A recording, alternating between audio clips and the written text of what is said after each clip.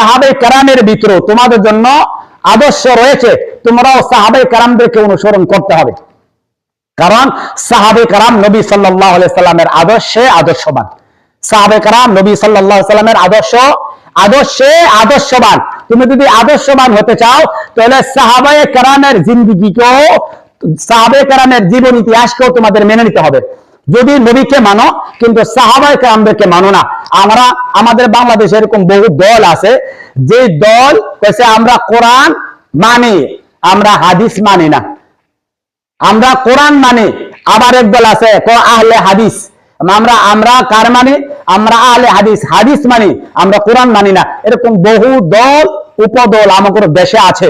আল্লাহ পাক রব্বুল আলামিন বলেন যে যারা আহলে সুন্নাত ওয়াল জামাত, তার মানে নবীকে অনুসরণ করে সাহাবায়ে কেরামদেরকে মানে, এরা হলো আহলে সুন্নাত ওয়াল জামাত, এরা হলো মধ্য